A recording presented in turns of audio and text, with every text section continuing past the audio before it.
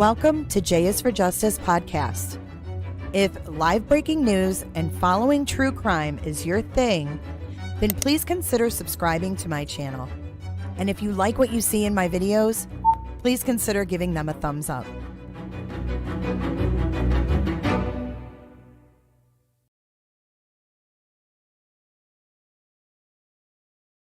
All right, here we go. Hello, everyone. Look at us, front and center today. What's happening, Daniel? What's happening, chat? I am good. I am good. I'm so excited to finally talk to you. I've been watching you since the Idaho 4 case broke. Let me get the chat off your face. All right, there we go. So, yeah, everybody, welcome Daniel. I'm sure most of you are familiar because most of you follow the Idaho 4. But if you're not, I did link his channel in the description of this video if you want to check out more of the Drunk Turkey Show. So you're 1/3 of the Drunk Turkey Show, right? Okay. All right. So you guys go way back. You guys old buddies.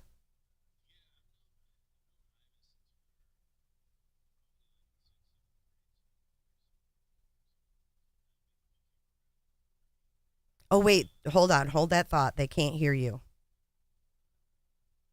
Let's make sure we've got audio. Hold that thought.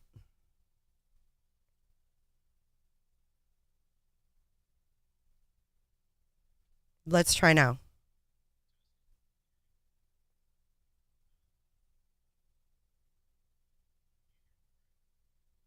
I hear you just fine, but no one can hear you. They're saying you're muted, but you're not muted. Go ahead, talk again. I'm sorry. This happened with Potato and I one time. I don't typically have guests, so I'm using the StreamYards, and I don't remember. Hang on. I think I have to do this.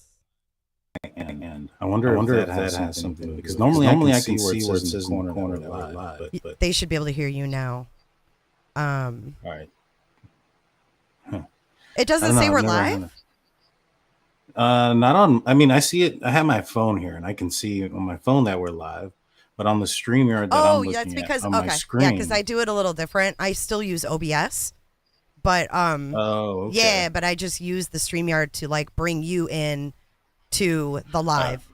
Yeah, just because I like using like more of the the personalization shit.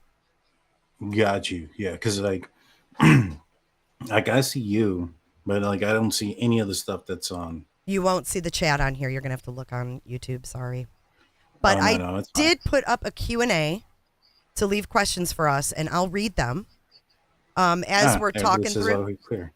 Yeah, as we're talking through, I'll read the questions and then we can answer them. First off, I want to say thank you to Shell for my shirt. It says, "I love being a gammy." Unlike you, I was a mom, right? Now I'm a gammy, but you're a new dad, which is really exciting stuff. So congratulations on that. It's Thank you. Wait till you have grandchildren. It's a whole different ballgame. You got a ways for that, but hey. Well, I do have two older daughters. Still, hopefully it's ways away. My oldest will be 16 this year. And so I'm still hoping for a good 10. Oh yeah, you got time. Years. You got lots of time. Daniel's daughters, just hold off. Yeah. So anyway, yeah, please. So exciting. So you guys do your thing. Like what made you start the Drunk Turkey Show, and when did you start it? So we started the podcast a little bit over a year ago. It was I think in June. Now it started because me and my buddies been talking about doing a podcast for a long time. Now, true crime wasn't ever really a topic of ours that we wanted to talk about. You know, we were all interested more in like, sci-fi stuff, UFOs, aliens, Bob Lazar, conspiracy FBI, stuff, conspiracies. Yeah, 100%. And so, we always talked about doing that. And my buddies were a little bit nervous or so to speak, to start. So I was like, you know what, I'm going to show these guys that I can do it. And I started a Steelers podcast called State of the Steelers, and I talk football through there. And that channel went quick, for me at least, I have somewhere on like 1,300 subs there, and it just started to grow, and I ended up getting picked up by a bigger pro football channel called Behind the Steel Curtain, and that all went real fast for me. And my guys saw it, and they were like, "Dude, if Danny can do this and do that, let's try it. Yeah, let's do it." And so we started the Drunk Turkey Show, and our first episode I think was on Bob Lazar, and then it was on Travis Walton, and we did those type of things, and we had musicians on, we had actors. That's cool. See, I didn't even know that. I'm so glad I asked, because everybody probably knows you here from the Idaho 4 case. Right, 100%. And that's not all we do. We continually talk, aliens and conspiracies and things of that nature. We have talked to actors and film directors and filmmakers still to this day, and we'll have them on our podcast. We try to be well-rounded. Yeah, that's cool. In fact, if you go look at like our about page, it doesn't even say we talk about true crime. Isn't that funny? But that's what you're known for, right? You're the Idaho 4 guy. Yeah, so to speak. I guess I've heard that. Well, I think that it always takes like one in the bunch to kind of like be the guy that like steps out, or the gal that steps out and like says, "Hey, we can fucking do this." Like, all these people are doing podcasts now. That's how I was. I was like the one, I always listened to them, and I wanted to do one. And then the Chris Watts case happened, and that was what I started on. So mine started on true crime, and now we're kind of branching out, and we're like looking at like history, like, from the 60s, the MK Ultra, all that interesting stuff that's now kind of coming to light with the time that has passed with JFK, all that stuff. Right. And some of those things are coming out to be true. Right. Conspiracies aren't conspiracies anymore, which is crazy. Right. And there's a guy, I won't say his full name because then you probably get demonetized, but his initial is A. Jones. And there's a meme out there that says, he was once called crazy, now he's a prophet or something. Oh my God. Yeah. It's so true. It's hilarious. I did have A. Jones, a short that I made from his court thing, and they removed it. They took it off completely. I was like, holy hell, that's what you call canceled. Yeah, exactly. So it's sad. We tote the line though. Yeah. When it comes to that type of stuff, we don't go too crazy. And when it comes to our conspiracies, most of them stick to the alien stuff. And it's funny because me and the guys will talk, and I'm like, yo, man, I distrust the government so much now that the government is coming out saying that aliens are real. I think it's all bull crap. Now they're going to go the opposite direction. Aliens are fake. Yeah. I'm going to tell everybody we're going to have shows. Now they're fake. It's a conspiracy. It's not real. It's a conspiracy. It's a government conspiracy. So 100%. What do you think? So what is your take? I'm interested now that you've focused on aliens so much. Like, what is your take on it? Well, I find it difficult that, a species could travel across, either dimension or and make it all the way here and then crash or get shot down by, our quote unquote tiny civilization, right? Now, if we look at our own technology and how we've advanced in propulsion, for instance, is one of them, it really hasn't changed as far as flying. It's kind of the same thing it's been for a while. Now, you look at everything else, like your TV, your radio, your phone, it's all changed in the way that it works. Now, my opinion is that because we haven't figured out a new way of moving, from one place to another, I don't think so. I think maybe perhaps those things are secretive. And when you're testing secretive stuff or new stuff that's, not proven, you're going to crash every now and then. And so I would think that the government would want to get out there and pick up these things. And instead of telling the world that they have certain type of technology, they're going to say it's alien. So for me, looking at it from a logical standpoint, I don't think that anything that has came here that's been, crashed or shot down is from another galaxy or another universe. Now, are there aliens? I think that I would be a fool to say that, in the vast space of the universe that there aren't. It's crazy how big, the galaxy universe it's kind of naive to say we're the only life form out there, right? Right, 100%. And maybe perhaps we have been visited. I just don't think that if we are visited, that we have the capabilities of shooting down or, hoping on a whim that they're going to crash. Right. You get what I mean? Yeah, I do. I just want to say Steelers fan must know you because she or he said, don't get him started on aliens. Oh, that's my wife. Oh, that's your wife? Hello, Daniel's wife. She's like, please, no alien talk. Yeah, she's probably, oh, you just ousted me again. I always tell everybody that's my wife. Because me and her don't always agree on everything. We see things very differently, including in the Idaho 4 case. And that's okay, but I'm interested. What's her take on it? What is she not? She thinks he's possibly innocent. Really? Yeah. Wow. Yeah. Yeah. That's. I don't know if she still does, but that's been her stance. You know, a lot of people do. A lot of people think that he didn't do it. Right, 100%, 100%. And you know, at a certain point, I wasn't sure, you know, if he had done it or not. I don't ever think that I thought he didn't do it. You know, I don't know all the evidence that's out there in the case. As evidence comes out, I lean more and more strongly towards the fact that I'm pretty sure the police and law enforcement got their guy.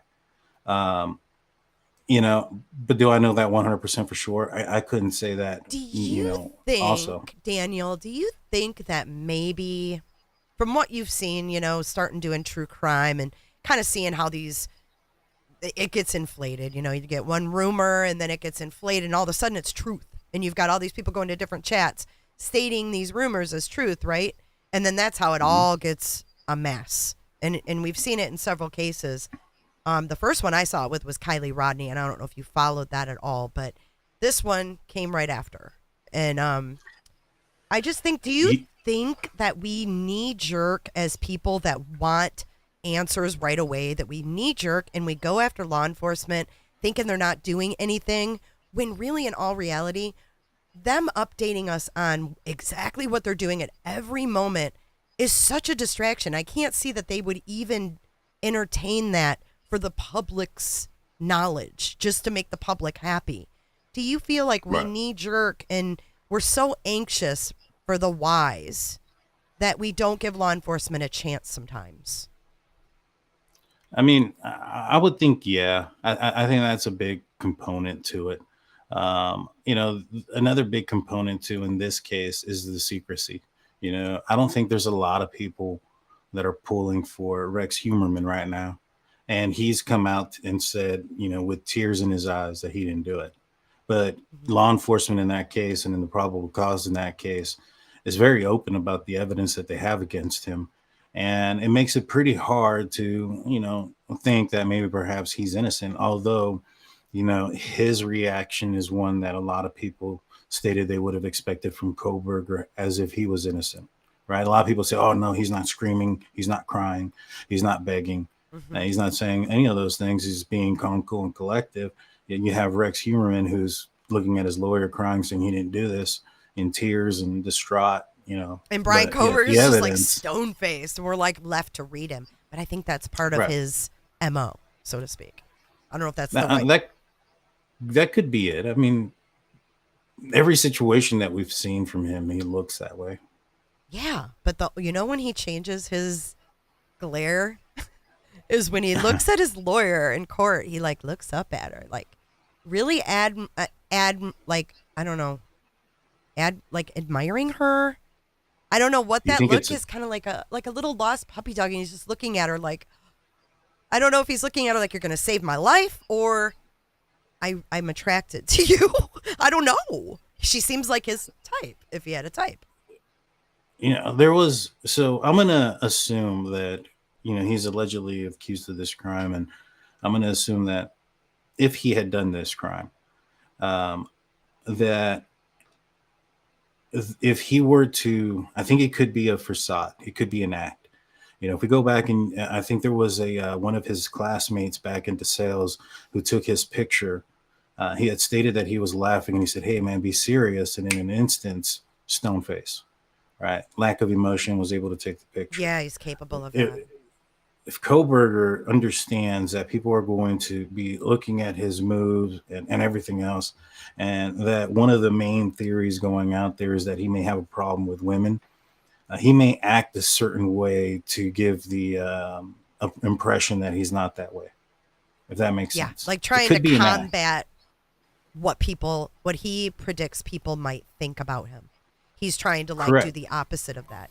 So I think he's I think he's very intelligent, and I think that if he is guilty, that he definitely thought every step of this through. I don't think that and it shows by his questionnaire that he's studied every step of an investigation and what they look at and what they look for. And I think that he was able to think that through, because I think the things that we saw on the internet, like Papa Rogers and inside looking, outside looking on Reddit, those they knew details that we didn't know yet, and they were put out there.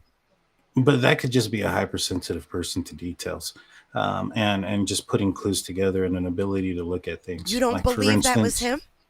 No, I don't think any of those were him. Wait, what? Wait, I need to get a what in here. Is Steelers fan going to agree with me? What? Okay, go ahead. I know you can't hear it, but they can. No, I don't think any of those were him. The reason being is, if the reason why I think maybe perhaps it goes to why I think Kohberger, no. So the reason why I think he wasn't those people was because I think one of the criteria of this crime was to pull off the perfect crime. There are a lot of things that he did that would be opposite of what you would expect. Somebody that was, accused of a crime like this to do. For instance, we are only aware of him going back to the crime scene once, and that was before the media and everybody else was aware of that. They, and I'm sure have, after it was announced, probably took down license plates, numbers, and took pictures of people that visited that area on multiple occasions, because that's a red flag. Inserting yourself into a case is a red flag. Going to a vigil is a red flag. And to me, going online and being a part of these forums and talking on all these different groups, I think that those things would be a modern day way of inserting yourself into a crime, which would be a red flag that Kohberger would not have wanted to commit. There are a lot of things that he did, in my opinion, that were done to elude the investigation, because he knew why or how they were going to investigate him. Mm-hmm. A clear point example is the cell phone, right? He turns his phone off, turns it back on. A lot of people look at that situation and say, oh, he was stupid enough to take his phone with him. He got caught, blah, blah, blah, blah, blah. But the thing is, according to what I understand and how I understand the court, the documents, the articles that have been out, and the timeline that's come about, is they looked at Brian Kohberger November 29th, and then they looked him off because, one, he didn't have the right year model vehicle, and two, his phone didn't appear in the search warrant for the cell towers nearest to the victim's house for the hours of 3 and 5 within a half-mile radius. Kohberger was aware of those things. So him turning off his phone and turning on his phone 10 miles away, I don't think is a coincidence. I think that's because he had beforehand knowledge, knowing that they would look into a certain time frame and a certain radius for his phone. I agree with you there. I agree with you there, and I think especially the digital evidence he was focused on. Why do you think he took that long route? To throw them off.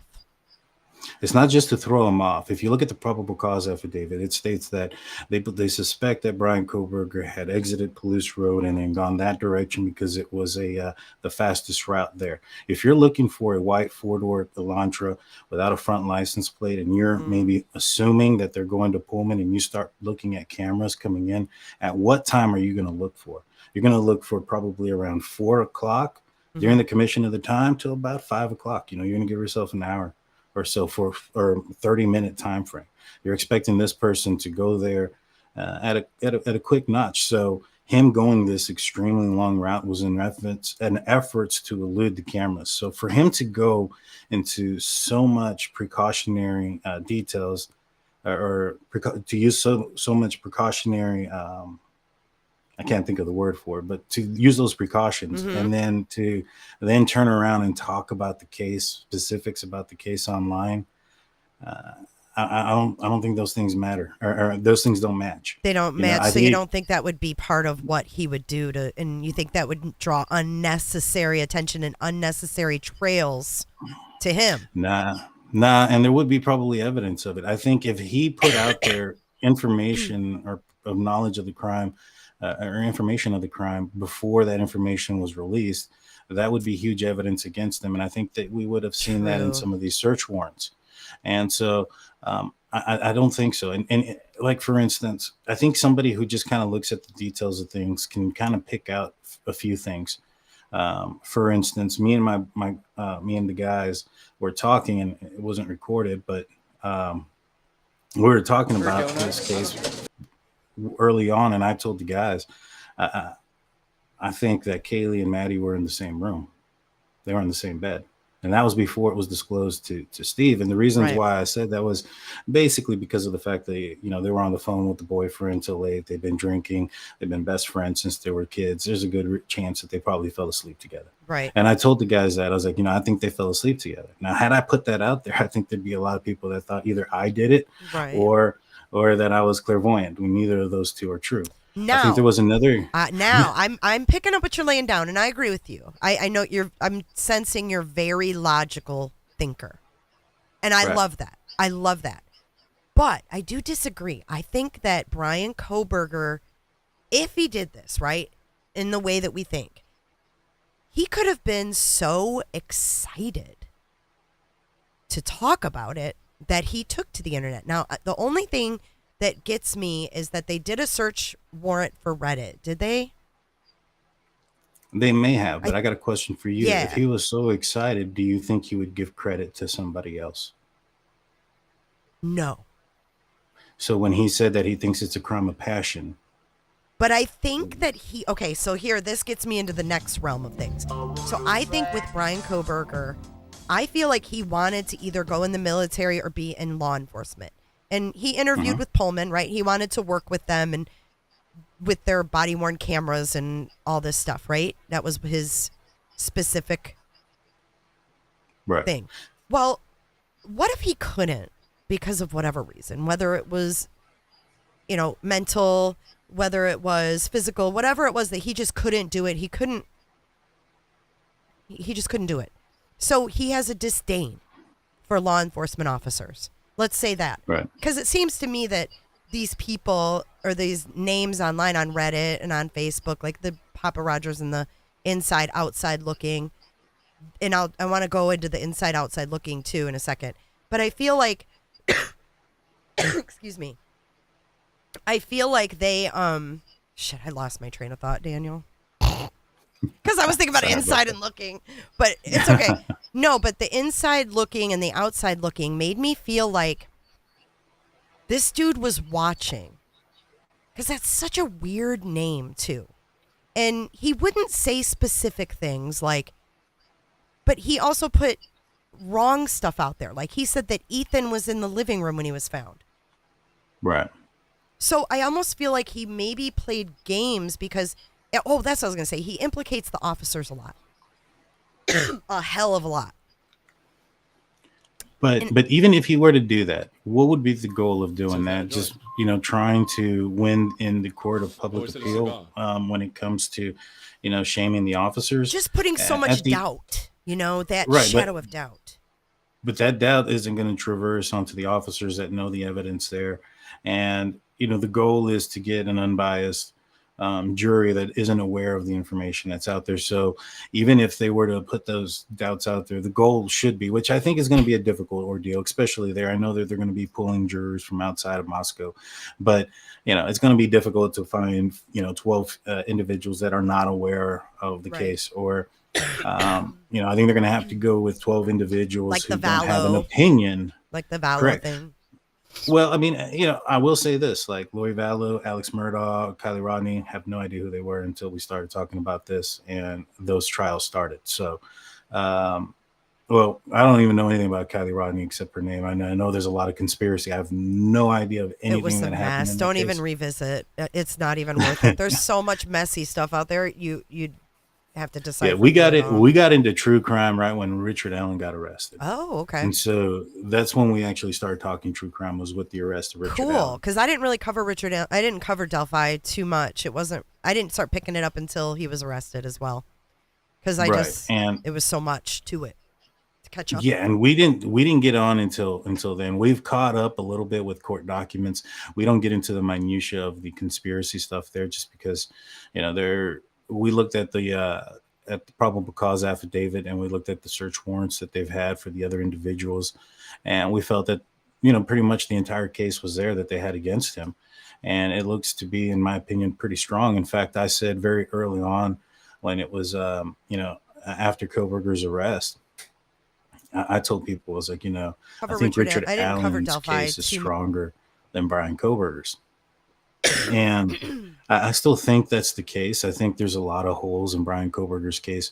But when it comes to Koberger's case and his defense in those holes, they're not things that I think are necessarily pointing to like being exculpatory or saying that he's innocent. I just think that there's a lot of motions that can be done in Koberger's favor that could get evidence thrown out against him. So it just kind of seems like his defense is trying to get things thrown out versus showing that exculpatory evidence. Right.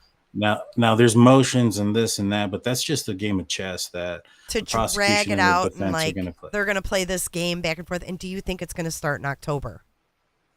It could. And the reason why I say it could is the amount of evidence that they have and the amount of evidence that the prosecution doesn't have. And what I mean by that is that they have a tremendous amount of evidence, and, it would be in the benefit of the defense to speed up the trial process so that the prosecution can't build up that strong of a defense. I mean, of a case against the defense. Mm-hmm.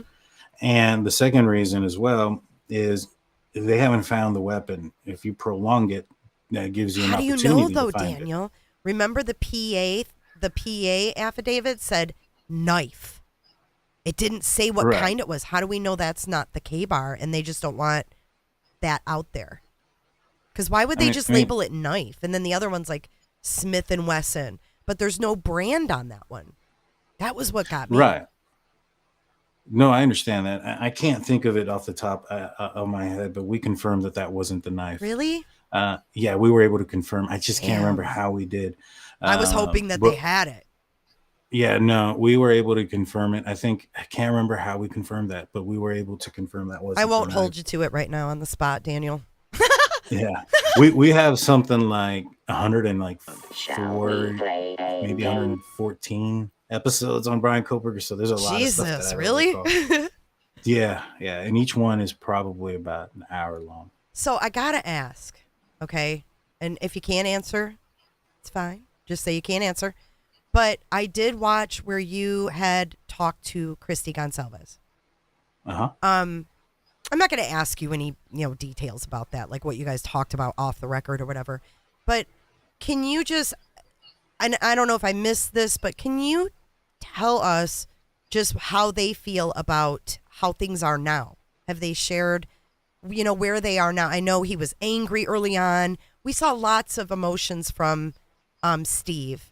Understandably so, but do you have an idea? Can you just give us the impression of like where they are now? Are they just sitting waiting for justice? Like, where do they stand? I follow their Facebook. I feel for them, man. No, I do too. It's me and Christy had a conversation we've had a couple of conversations throughout that time. Now I haven't spoken with her in probably a few weeks now. And, so well before these new documents dropped and stuff like that, before we found out that there was no DNA in the car, things like that. So I don't know what their thoughts and opinions are since learning all that on those. Right. I haven't spoken to them. I haven't asked them about that. She reached out to me before her daughter's birthday, Kaylee's birthday on the 9th, I believe, or it was the 8th. Kaylee Jade Day. Correct, 100%. And she reached out to us and she asked if we could, spread the message. And she had been watching our show, and she had seen how, I guess there was a couple of questions referencing when she and the family found out about the incident, and she wanted to clear up some of those questions. It was other creators that were asking these questions, but she had chosen us because she felt that we were, her words were respectful and did right by the victims' families. And so, good for you. I think that's awesome. Yeah. I like to see that people have, trustworthy people to go to on YouTube still, because it's a crazy jungle out there. So thank you for being one of those people. Thank you. I will appreciate that. We just try to be respectful. Even if we don't agree with, right, even if we don't agree with somebody's opinion that comes out on our show or whatnot, we'd still try to be respectful. I think some people get confused with our respect with agreements. Like, for instance, and I'm fairly positive we'll get more into like WSU Kim and her stuff. Like, she's been on our channel, but that doesn't mean I agree or think that everything she says is accurate. And she knows that. I've told her that. I was like, I don't think the information you have is accurate, but I don't think she's lying that she got the information. Gotcha. But yeah, I'm so glad you said that. Two different things. Yeah, I'm so glad you clarified that, because I think you're right. I think a lot of people think you co-sign everything not a lot of people, but I know some people, I've seen comments where they're like, oh, he believes her because he verified her. So I'm glad you clarified I verified that. who she was. I'm glad you There's a difference. That. Yes. Okay. Clarify that, Daniel. I verified who she was. So she called me on the show, right? And I'm not the first creator that she contacted. In fact, I think one of our biggest critics was the first person that actually had her on his show. And so it is what it is. And I'm sure those in the live chat know who I'm talking about. And so she contacted our show. We got her on the live, and her phone number appeared on my on the phone that I was using at the time, and her name appeared. Her name is Kim, and her last name had appeared. So we answered, or actually, I didn't get to her call. I tried to answer, and it didn't go. I was on the phone with somebody else still, and I didn't get a chance to switch it over. I noticed that her number was from Washington State, and her last name was kind of similar to some of the last names that was thrown out at the time. So I thought maybe she was affiliated to one of those families. And so we called her back, and turns out completely wrong. It was not the right avenue. I'll say this. I didn't know what Jack Showalter's name was. Like, I knew it was Jack S, and Kim's last name starts with an S. And so I thought it was somebody related. Oh, got you. But I was wrong. 100% but she is, okay, just to clarify, she is from Washington. Yeah, she's from Washington. And all that's I don't know true. If she's from, or she lives there, or whatever. Like, her story's true about her kid and all the stuff she's collected and heard and all that. Right. So the way I verified everything was, she told me her name. Well, she told us this story on the air, right? She said, I know a lot more. I'll tell you afterwards. And I said, all right, whatever. So we got off the phone. You can close down the live, and I spoke to her probably for about 45 minutes more.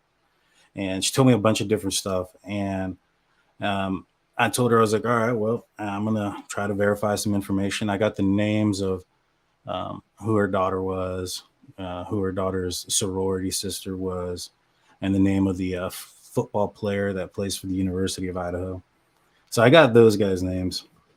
What I did was I then took her phone number and did a reverse search on her phone number, and it came back to a real estate broker or a real estate agent in Washington. Kim came back to her name, and then was able to find her on social media through her name and matched her.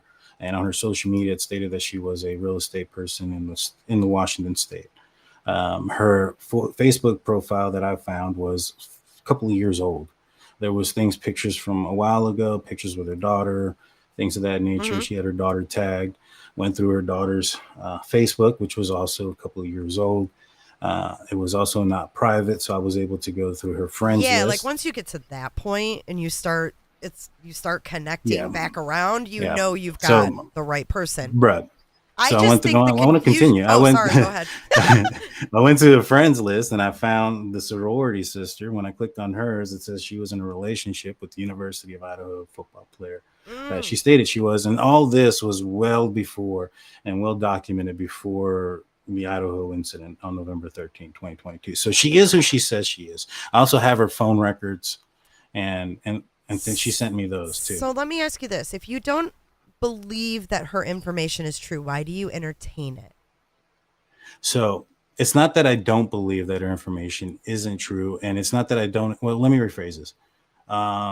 If you go to my channel, there's only one thing left on there from Kim. Oh. Now, yeah, I only have one thing left, and the reason being is because it's not that, like I said, I don't think she's lying. I think she's got the information. Yeah, like, for instance, Big Blue can tell me something, and I can get that information wrong and tell you, and you can. Right, it's like the game of telephone. Like, she's not doing it to be malicious. She's just repeating what she's heard.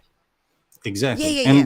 I get And that. that's the thing, though. We put out that warning when we talked about it. We put out that warning. Yep. We said, all right, a lot of things that Kim is saying is speculation and rumors. Now, there are some things that coordinate with the probable cause affidavit that we know.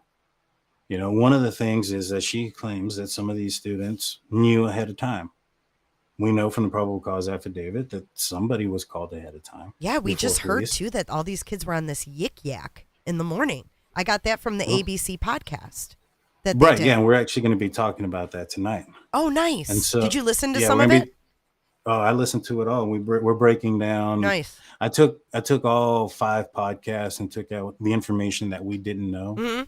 And put it all in one. It's about 40 minutes or so, plus some other clips of some other stuff that I recently I did found. that too. I only listened to the first 2 episodes so far, though. But there is some little tidbits in there that, like the things that I covered were that they said it was a Xana move to do the DoorDash. Right. You know? Right, yeah. And I think people need to understand that because we're both creators, we don't get to watch everything, you know? So, like, if I pulled that, you're not going to know, and I'm not going to know exactly what you're doing. Right, exactly. I would recommend watching tonight, though, because we put together for sure stuff. There's a lot of new, and we even found some more new information here recently that I think implicates Brian Koberg a little bit more. Very nice. You got to check it out tonight. 7:35 Central, 8:35 Eastern. 7:35? What's with the 35? Why the 5 minute? So, I used to be in sales at one point, and one of the techniques in sales to keep appointments was always told to put a 5 in there. Really? So, I've never heard that. I used to work in sales as well. That's just funny. That's it. So to CRM. keep appointments, that's what I did. CRM calendars. Exactly. Yeah, exactly. So that's funny. I told the guys we're going to do it at 5. People keep appointments at 5. So, you know, whether it's 35, 45, something like that. All right, 7:35 tonight. So it seems to work. I mean, we end up getting quite a few people. Dude, you guys do awesome. I must say, you're really doing well. And I think that you know, the logical approach is definitely what works. So I got a question for you. Go ahead. If somebody called you, right, and you looked at their information and you saw that their son attended WSU and was in the same program that Brian Koberger taught at, would you think you would find some value? Absolutely. Absolutely. And I would do exactly what you do. I'd say, you know what? I don't know if what she's saying is true or not.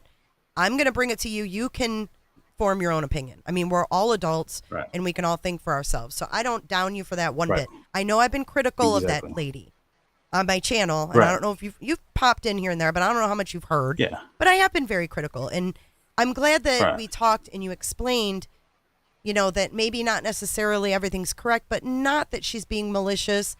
I do think she's a little bit of an attention seeker because I don't know why. I mean, I've never really listened to a lot of her, but I've heard her say, I don't want to say my daughter's name, and then she says it like 10 times.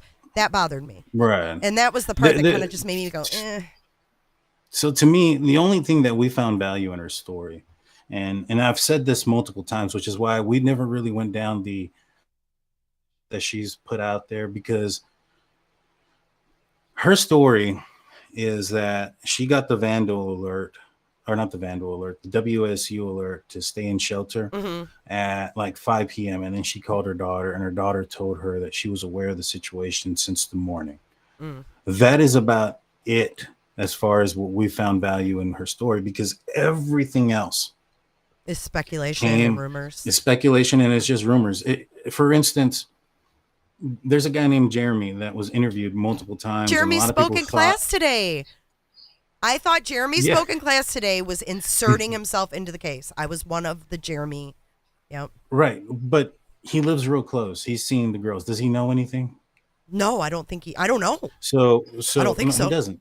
From our understanding, he doesn't know anything. If we were to go on somebody random that lives on Ridge Road, right, and that's the road that we know, according to the documents, that they were identified the white Elantra, and we knocked on a door and we said, "Hey, you live pretty close to the victim's house. You know, what do you think happened? Do you know them?" And they say, "No, I don't know them, but I know somebody that knows somebody." Their information is invalid. So although Kim is claiming that her information is coming from her daughter, who's coming from her sister, who's coming from her boyfriend, who is a student at the University of Idaho who is somehow connected to people that know the Pi Phi sorority. It's not coming from Dylan. It's not coming from Bethany. Mm-hmm. So it's coming from the rumors of the school. Right. Which could run rampant. Right, exactly. And I mean, even if you were to, Enan Harsh was on Truth and Transparency months ago, not the one recently, but months ago. And in there, he had mentioned that the rumors in town early on were that there was something involved with drugs. In fact, even Christy Gonsalves told me that after she found out that the incident had occurred, but before the officer showed up to inform her that her children her daughter had passed, they had gotten rumors that it was overdose related. So these rumors of drugs were going around town. Yeah. So if I can see why. I understand. I can see why. Right. And I get it, especially according to Dave, who is a University of Idaho. I was critical of Dave too. Sorry, Daniel. No, it's fine. When it comes to Dave, I think his days are mixing together. I think he's very real, very, very real. But I think his days are mixing together. The biggest clue to me is that he told me that he called in sick, or he didn't tell me. He told Lena on Truth and Transparency that he had called in sick that day. And he told his boss because of the incident. And I was like, well, why didn't your boss ask you what the hell are you talking about? There's nothing on the news. There's nothing in reports. There's nothing online saying that this incident occurred. How, I would assume your boss, when you called in sick at 9:30 in the morning, would have said, what the hell are you talking about? I think you got to be careful with people like that. But the thing is, I asked him recently where he worked, and I got that information. And every day except Sunday, he had to have been there at 9:30. Sunday, they don't open till 11, so he would have had to have been there at 10:30. Now, that's still earlier than the 911 call or any of those things. But my thing is, he remembers it at 9:30. He wasn't a guy that was coming forward and telling his story since the incident. He was a guy that was listening to our show and heard Kim questioning her daughter talking about when she was questioning her daughter about how she knew so early in the morning. And at that point, it dawned on him that he may have known early in the morning as well. And so this was months later, and memory can be a little bit tricky. So me personally, I think those two things, I think the days are blending in. You're talking about Dave or Inan? Yeah. No, Dave. Okay. I'm talking about Dave. I think Dave, when he talks about, calling in sick and all those other things, I think he may have done that. I think that just may have been Monday. You get what I'm saying? Because he's thinking about it 6 months later. It just gets, it just gets, the waters get muddied, because if you bring in and everybody's interested in hearing all of these different, stories from people that around there or people that knew them or whatnot. But back to the ABC podcast, I thought that was really good to hear from their friends in that. Well, in that podcast, they allude to them knowing about things in the morning. They sure do. They knew in the morning. They said they were on Yik Yak. So there was a search warrant for Yik Yak in the piece, in the search warrant thing. So it sounds to me like a lot of kids were on this Yik Yak. Was Goberger on Yik Yak as well? Well, here's the thing, and here's what I'm thinking. Hold on one second. All right, everything just kind of turned black for a second. It did? Are you okay? Yeah. I don't. The aliens. Right. The aliens are coming for Daniel. So here's the thing. Supposedly, Dylan and Bethany texted each other or called each other or something with their phones around the time of the incident, right? I'm listening. So if Bethany and Dylan texted each other because they heard something, do you think that there's a possibility they text somebody else outside of the house that they may have heard something? Mm-hmm. And do you think that perhaps may have been what was starting to spread early in the morning? Yep. Because they didn't know yet what exactly had happened. They just knew something happened. Something was wrong. Right, exactly. Kaylee wasn't answering her phone. Like Steve said, my daughter always answered her phone. Like, that's just what she was known to answer phone. And when she wasn't answering, he knew something was wrong. But they thought maybe she just wasn't waking up. I mean, who's going to think, a quadruple stabbing occurred? You're not. You're never going to think that first thing. No, obviously. And there's no saying that the girls ever left their room, the surviving victims. Like, we don't know that for sure, that they ever actually left their bedroom. Mm-hmm. We know that they called people over. According to that ABC podcast, they called over 2. I know of at least 1. And, Christy had told me that she spoke to the guy that called 911. And she told me, the events surrounding that. Are you familiar with that? No, I did not know that she spoke with the person. Yeah. So she told me that I had put this out there on one of my previous shows. I wasn't sure if you were aware. I aware, apologize. I don't see everything. I try. No, it's quite all right. No, so Christy had told me that she had spoken to the gentleman that had called 911. And what he had stated was that he was called by the girls, that he went over. He couldn't get in through the door, Xana's door. Supposedly Ethan was blocking the door. Oh, for God's sakes. And that he was able to open it up enough to peer in and see what had happened, and said, "Get the F out," and called 911 immediately. That dude will never. This is one of the reasons. He'll never be the same. Right. And from my understanding of that is that from the time that he got the phone call to the time that he was trying to open the door and see things, and the time 911 was called, was all pretty immediate. So, I don't think that people knew about the exact scene. Yeah. For that extent of time, for the 8 hours. In fact, I'm not even sure if Dylan and Bethany ever left their room. I think they could have been texting and calling. And had a guy go check it out. Yeah, they could have been texting and calling people all morning. Can you come check? We heard something crazy last night. Right. And that's another thing that could have happened that started these rumors. Can you guys come over? Mm-hmm. We're scared to leave our room until you get here, type thing. Right. And everybody's sleeping. They were partying all weekend.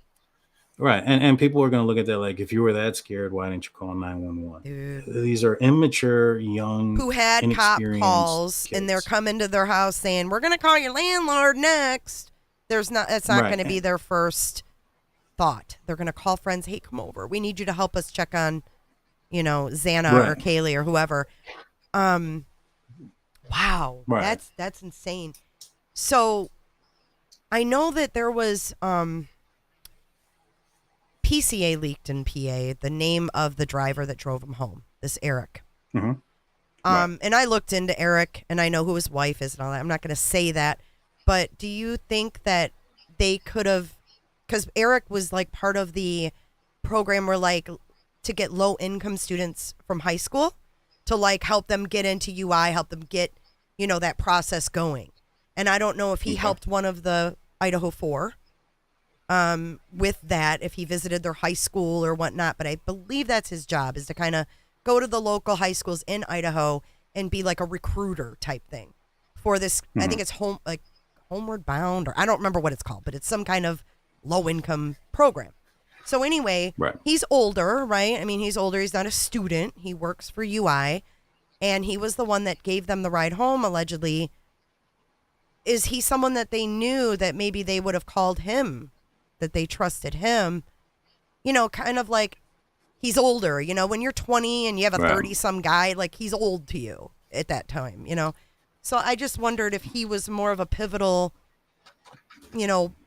point person in this, that he was the one that gave them the ride home, the last one to drop them off, and if the other surviving roommates knew that and they knew him, and maybe he was someone that they had on standby to reach out to. I don't know their relationship with that guy, but it sounded like he knew the students, and they said that he knew them. And I just think if it was him they called, my heart goes out to whoever that person was. I know.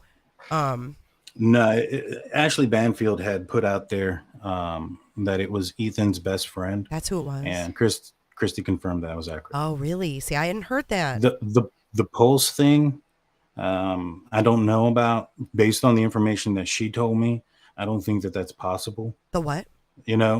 So Ashley Banfield had stated that it was Ethan's best friend who was called over and discovered the bodies, and even checked Ethan's pulse. Oh. And that's not true. From my understanding, I don't think that's true. Because he could probably open the door and see that there was not a chance of a pulse, right? From my understanding, he only was able to open it enough to look in. Now, if you were to go and look at the probable cause affidavit, I think that's the reason why. First and foremost, they described the door being open when they walk up and seeing Xana's room and the body on the floor in the bedroom. It doesn't describe, and only Ethan's body is the only one that isn't described as far as where its location is at. And is also the only one that is having to be confirmed by an autopsy of the injuries that he sustained. Now, the reason why I think, and this is my opinion, I don't know, I was never a detective or a pathologist or an ME or an attorney. We won't hold you to it professionally. Right. My opinion is because they had to move his body to open the door. And so it wasn't in the original position when the investigators or the officers arrived on that scene. Makes a lot of sense. That's awful. See, but wow. So they saw that. They wouldn't even have went upstairs, or do you think they went upstairs to check on the other two girls? You don't know that. That would be from my understanding is that Ethan's best friend went in there, went straight to Xana's room, tried to get the door open. Once he was able to do so, said, "Get the F out." And who he said, "Get the F out" to, I don't know if it was whoever was there. I think even Chief Fry said that friends had gathered. Friends, plural. So. Yeah.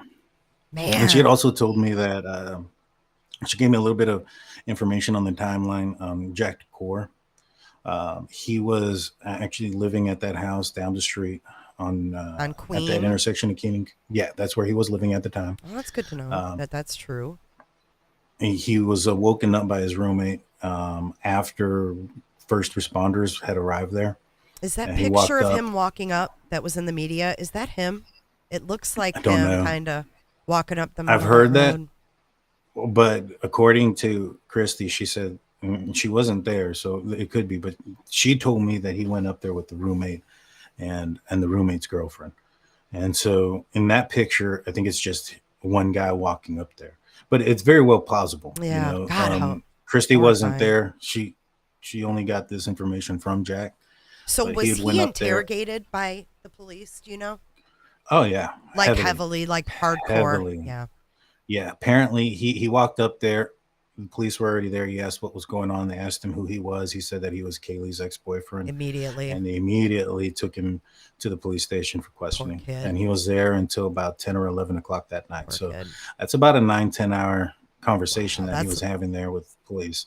They took his phone. They downloaded it. They checked him. He was there. You know, from what Christy says is that he was very open, very, very much wanted to clear not just his name because he didn't do it, but because he wanted, law enforcement to focus in on the right guy. Everybody's going to focus in on the ex-boyfriend. And I think he was aware of that. So he volunteered his DNA right away, volunteered. Oh, he'd be suspect number one besides the other people in the house, right? I mean, from my understanding, it seems that was what was happening early on in the investigation.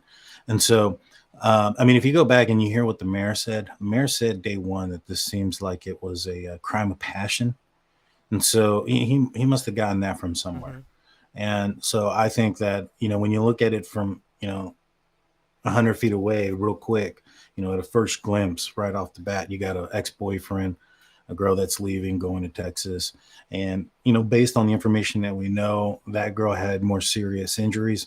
You're probably going to look at the ex-boyfriend just based off of those 100%. Things. Right? You have to rule him out, right? They start in the inside and then they work their way out from there. Yeah. So yeah, if they cleared him within, like you said, 9-10 hours, they were probably like, okay, we've got to look outside of him. So that's pretty quick, pretty early on to have, ruled him out as a suspect. And I think that's really good. I think that shows that, they were on it. Well, they probably knew right away that, and they have cameras in that area too, that there was a white Elantra that was circling the area, acting very suspicious around the time that the incident occurred. There's audio of when it occurred. There's a download of the victim's phones, which could very well only be. So for instance, let's just say Dylan said that she woke up right because she thought she heard Kaylee playing with her dog. If she was asleep, from 2 o'clock to that point, and she activated her phone to look at what time it was, that could be an indication of when the murders were occurring. And so, a lot of people think, oh, it's a forensic download, so that must mean they were texting, they were calling. No, it could have been as simple as that. Yeah, because your phone knows even when you flip it sideways. We learned that in the Murdaugh case. That blew my freaking mind. I was like, wow, they can tell when you go from this landscape to this one. And I'm like, they can tell every fucking thing you do. No wonder when I take my phone and I talk about shit around it, I get ads that like correspond with that because it's got that mic, always listening. 100%. 100%. And so, I think all those things tied in. They probably thought it was him, but he did everything. And it's just sad because Christy relayed to me that he still gets threats. God, that's They get rocks thrown at him. Sick. My son's a survivor of an accident. It wasn't a murder. Well, I guess it was a homicide. She got hit by a car. They were walking down the road together. He survived. She didn't. Oh, he didn't. Thanks. He didn't get injured. The side view mirror hit his elbow, and she was thrown 50 feet. And I'm telling you, dude, people are fucking mean. When that was going on, there was Facebook talking about it on, news articles.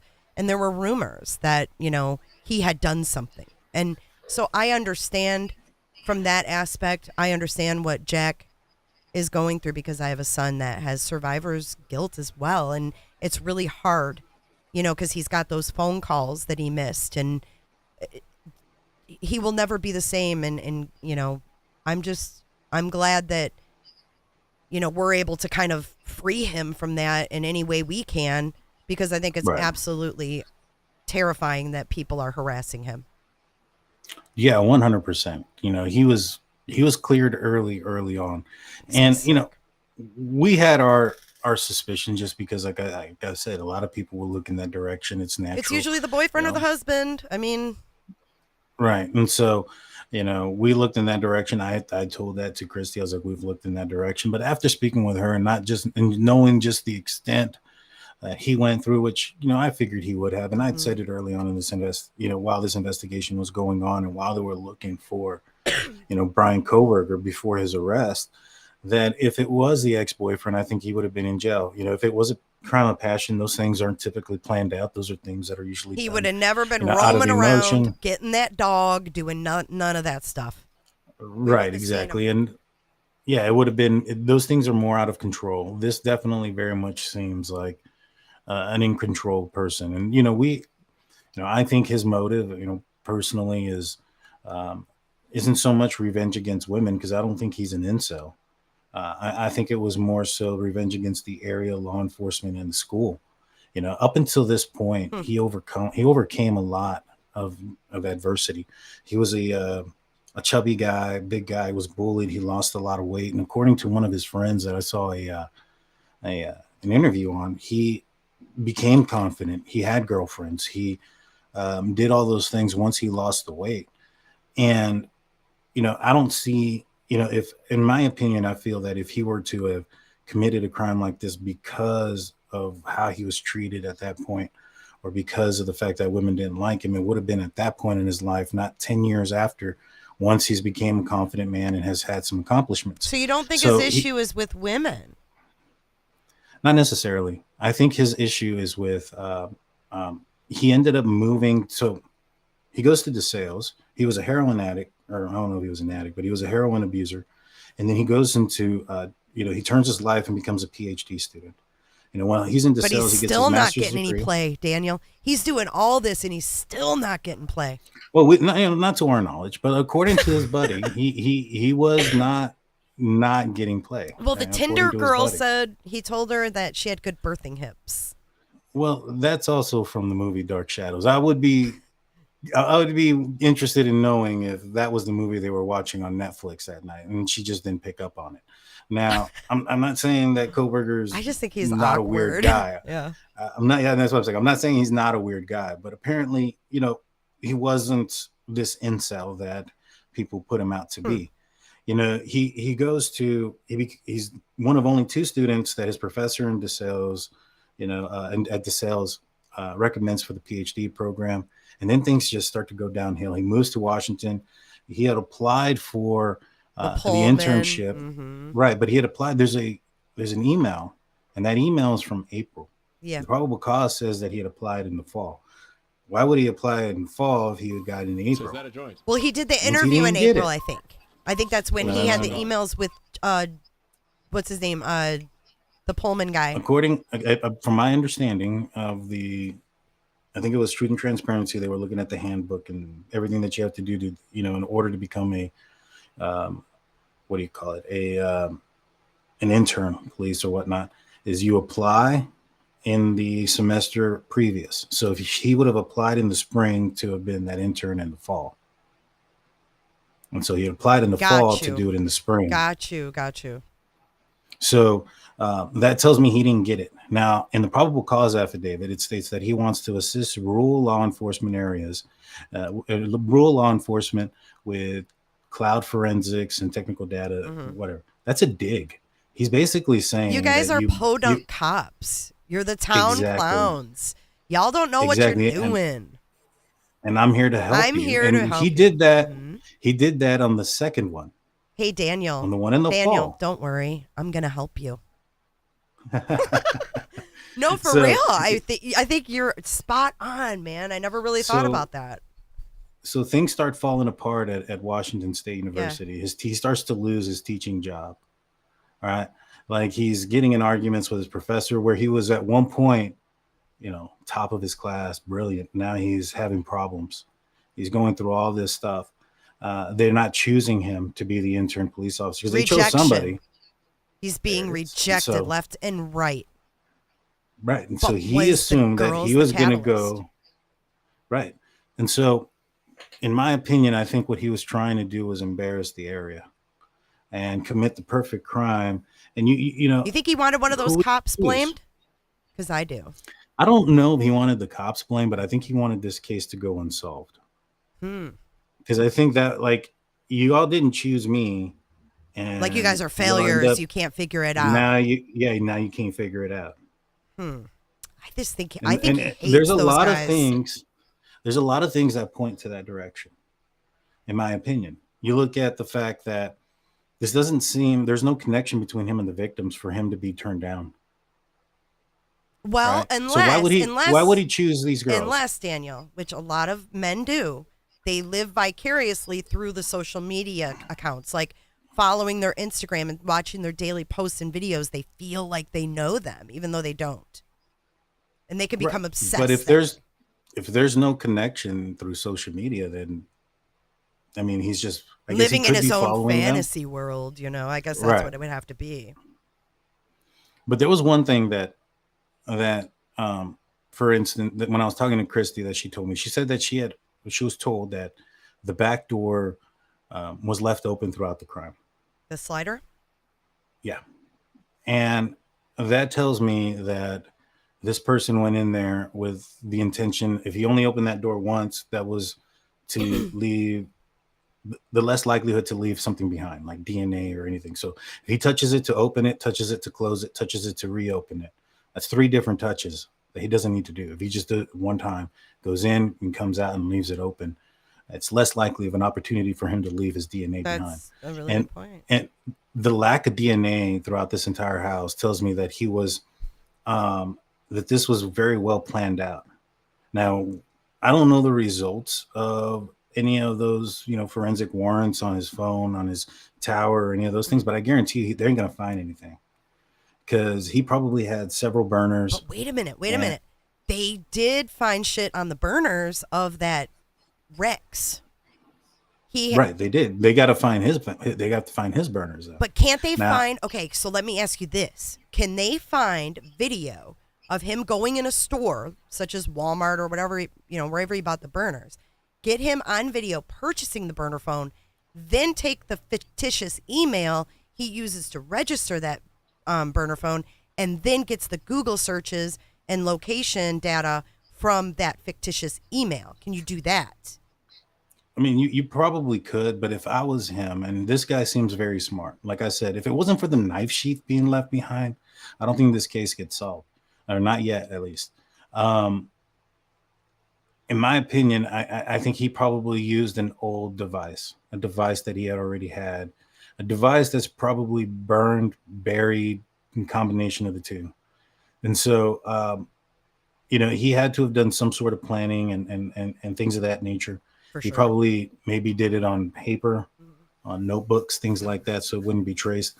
We have to remember one of the things that he spoke about that he wanted to help was in the technological aspect of of of investigating a crime, and so he would also know how he would be investigated, and I think that he would also know what not to do. And I think that if he were to go out there and buy burner phones or any of those type of things, that would be an indication. And I mean, unless he's just that narcissistic to think, and it's quite possible, that he's just that narcissistic to think that they wouldn't have gotten that far on his trail to have searched him looking to buy a burner phone. God, there's so many other things I want to talk about, but I know you only have an hour and a half today, so I want to switch gears real quick to Jon Benet Ramsey. Okay, because we had this new stuff, which isn't really new, right? But before we get to that, I want to show you something weird, because right before we went live, I asked you, hey, were you following this Carly Russell? And the story with that one is that she saw a toddler with a diaper and a T-shirt on the side of the expressway. Now, look at this weird shit, Daniel. This was posted, and I know it has nothing to do with it, but I've never heard of a toddler being running around in a busy road or on a freeway before, but twice in 1 week. So City of Pullman says, meet Jared, Hannah, and Karen. And the only reason I found this is because I follow Pullman because of this case. It says, on Friday, they came upon a toddler running naked and alone near a busy intersection. They quickly contacted the young girl, gave her a shirt and water, kept her cool in their vehicle until help arrived. We are extremely grateful to the Good Samaritans, da-da-da-da-da. And I thought, how freaking weird is that? So I just had to share that with everybody because I'm like, I've never heard a story where a kid ran in the road, and now I'm hearing two of them, but they don't tell us what happened. So I don't know why a kid was running naked in Pullman in a busy intersection. Lord only knows. It's Pullman, right? Welcome to Pullman. Can't make it make sense. Crazy. So before we get started on Jon Benet, real quick, what's your stance in a nutshell on this case where it stands right now? What do you think happened? I think it's more or less an inside guy. I know that this dude come out here and confess to something, but a lot of people do. And I know there's some coincidences there, or not, maybe not some coincidences, but there's some stuff that puts him near there and even at the vigil.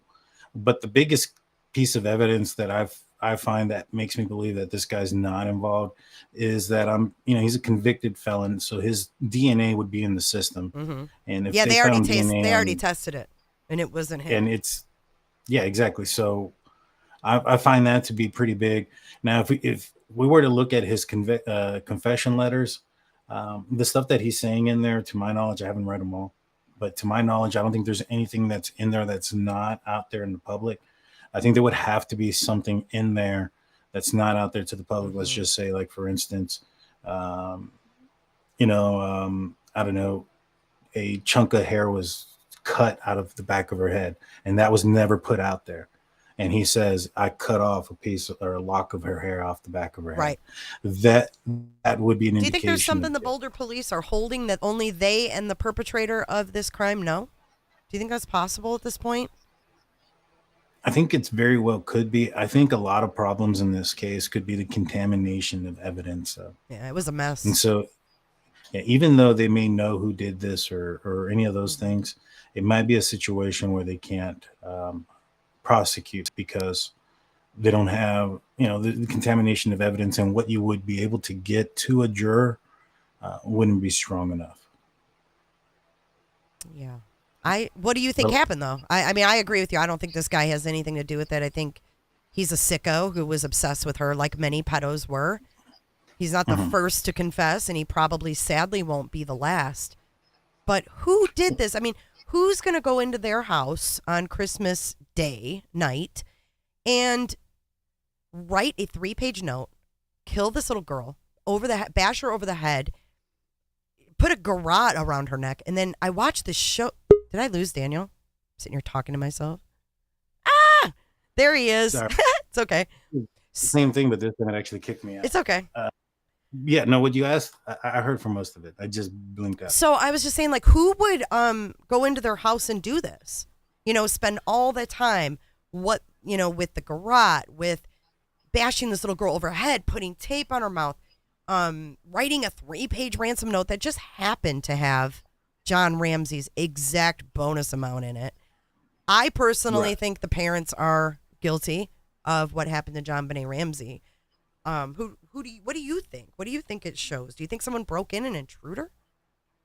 So there's a lot of, in my opinion, evidence in this case of staging. And it appears, though, that there's some staging from, like, maybe even the parents. And when you have something like that happening, I can't find a logical explanation why a parent would try to throw off police. Mm-hmm. That's just right there off the top. When some of the evidence of staging is the loose, tied up arms on Jon Benet's hands, the suitcase that was placed against the window in the basement, which was long ways versus along the side of the wall, which indicates that it was just placed there and nobody actually ever went out that window. Mm-hmm. The note that doesn't exclude the wife. The note is just, it's huge for me, Daniel. Like, what pedo is going to break in and then write this note and then leave her dead? Like, take the chance of being caught writing this 3-page note, getting caught because they wake up. It doesn't make any sense at all. At all. Now, I had heard a rumor. I don't know how true it is, but somebody, I don't know, from somewhere had stated that something had came out about the little girl's dad having a bad business deal with somebody. Mm. But I don't know. I've heard that. There's been a lot of stuff, along those lines, like Santa Claus. They had this big Christmas party, and Patsy's like, oh, I regret letting all these people in my home.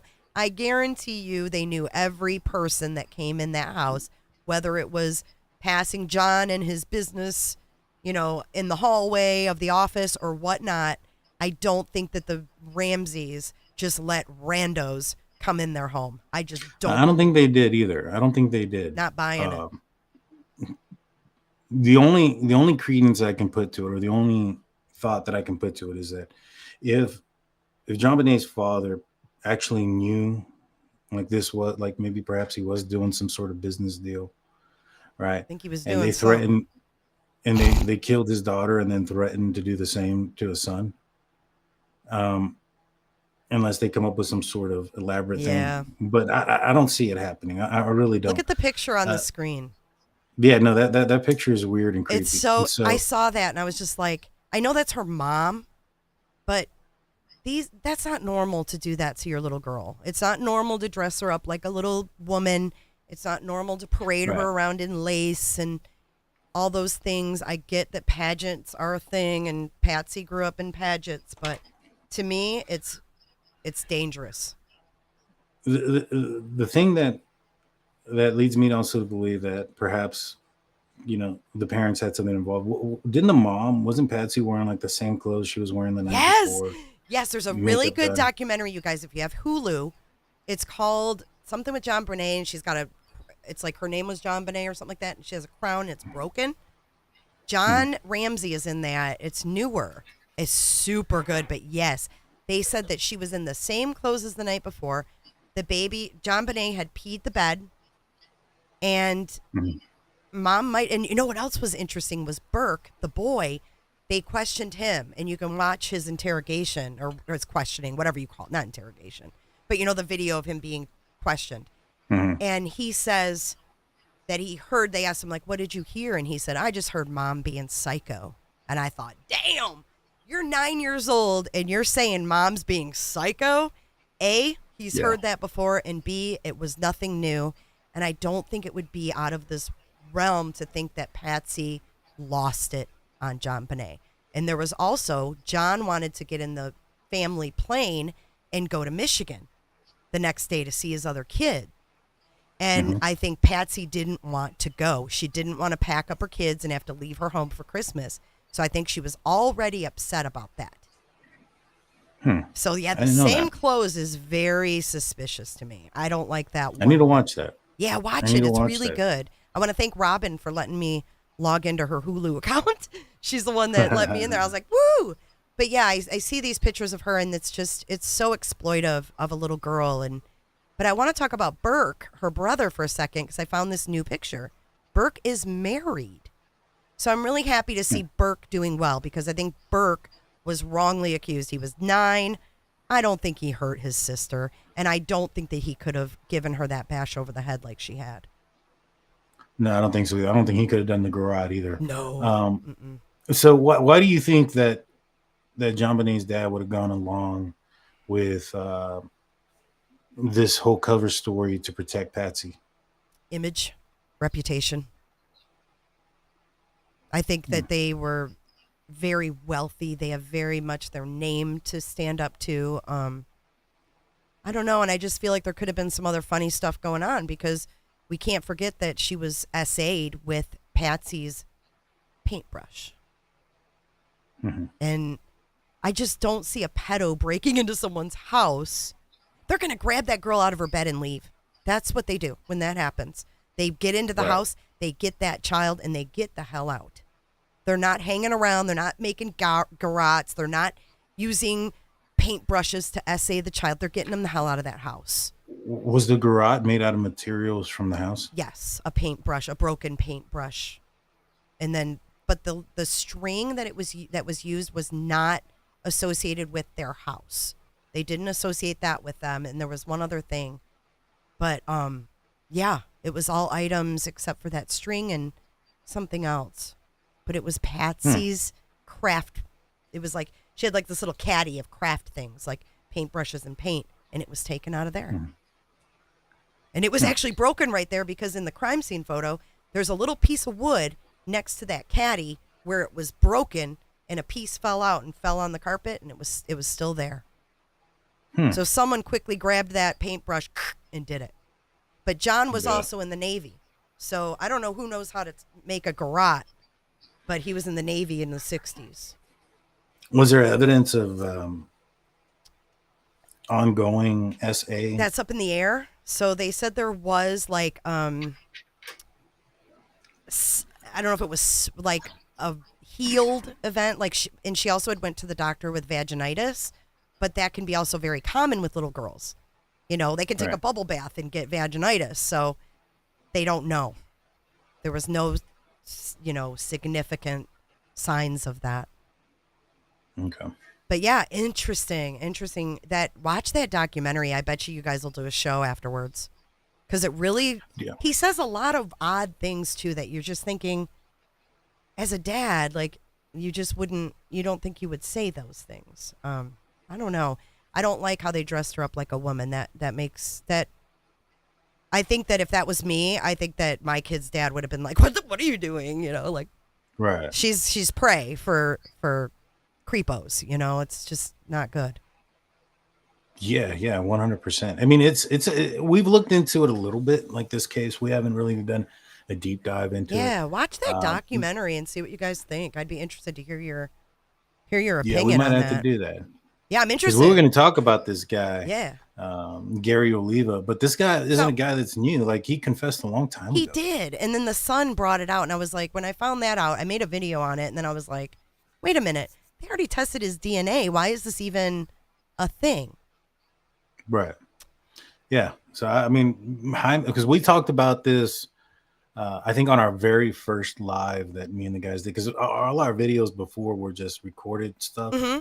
The very first one that we did, we brought up Jon Benet's case, and we didn't deep dive into it. We just brought up certain things, and Jaime had brought up that this Gary Oliva guy had confessed, and he didn't live that far and all these other stuff. So this was all old information. Yeah, he got mail from the church down the road or something. I don't know. Then in that documentary thing, they have that grate over like the window well.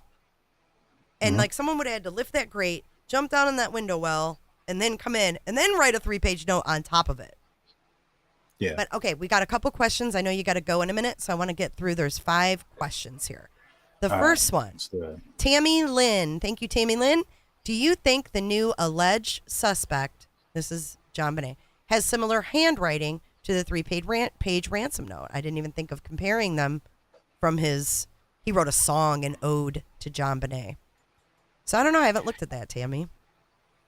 I think I saw it briefly. I think there are some possible comparisons, but he's also been a guy that's maybe looked at that ransom note quite a bit and tried to copy it. Yeah, I mean, what else does he have to do in jail, in prison?